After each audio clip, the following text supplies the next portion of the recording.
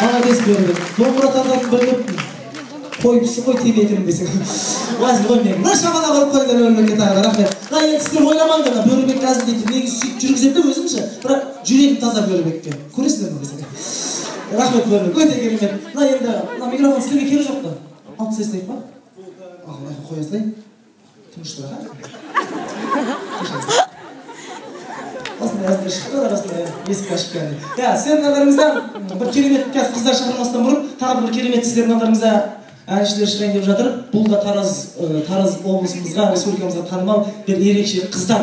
Ондай қыздар бізде ғана бар. Басқа еш жерде жоқ ондай қыздар. Бізде и бүкіл Қазақстанда десең.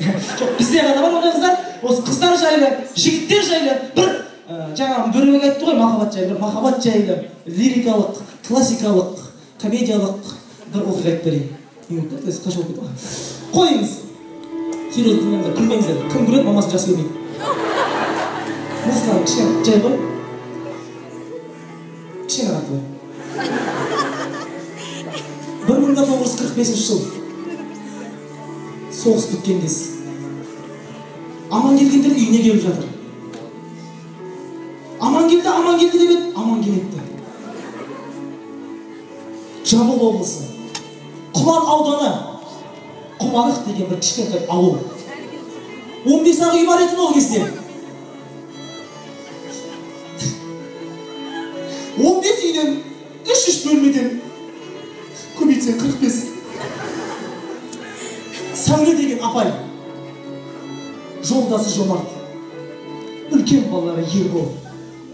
Ербол сол кезде 23-ге келген еді. Бір күні Ербол жүріп жүрген Айгүл деген қызын шақырып, жаным Айгүл, екеуміз жүргенімізге 5 жыл болды. Соғыс басталғанда жүрдік, біткенде мен әлі жүріп келатырмыз. Екеуміз үйленейік деді. Мен ары қарай жүре алмаймын. Менің махаббатым деген саған ұшып баратыр кәдімгідей. Айгүл, мен сені жақсы көремін, үйленейік деді. Сол кезде Айгүл Ерболға қарап тұрып, оны мен шешпеймін. Менің ата-анам шешеді. Мен ертең саған жауабын айтамын деді. Ербол сол жерден ертесіне дейін күтеді. Айгүлдіктен үйіне бармайды. Тамақ ішпейді, тек қана нан жейді. Майонезбен еще. Сухой болып қалмасын деп. Отырады Айгүлді күтіп. Таң атады, кеш батады. Алыстан Айгүл келеді сияқты қарайды. Айгүл емес, бір ит келеді. Күтеді Айгүлді тағы да сол жерде.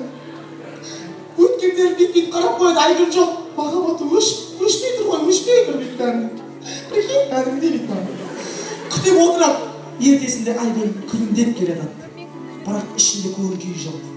Ерболдың алдына келеді, жылап жібереді. Ербол, ренжіме, мен саған күйге тие алмаймын. Менің ата-анам мені атастырып қойған. Менің махаббатымды ата-анам шешеді.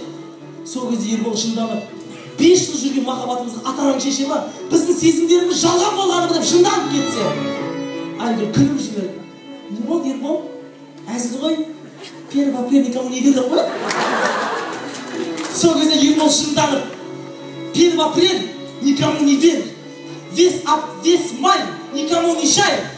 Весь сентябрь Айгүлді кентавр дейді кәдімгі.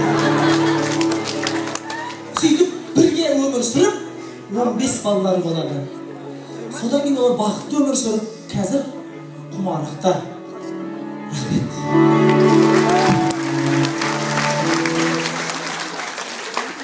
Кішкене қатты қойды, тағы бір отырып қойды. Қойсай, музыканы. 1942 жыл. Холодильниктің кезі.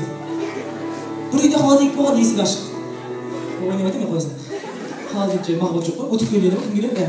Ал енді рахмет, осындай керемет көңіл күймен сіздердің алдарыңызда Бөрібекті құттықтап келіп отырған қонақта әдемі сұлу қыздарымыз, ән десе ән айтады, би десе билейді, өте керемет сұлу қыздар, Үркер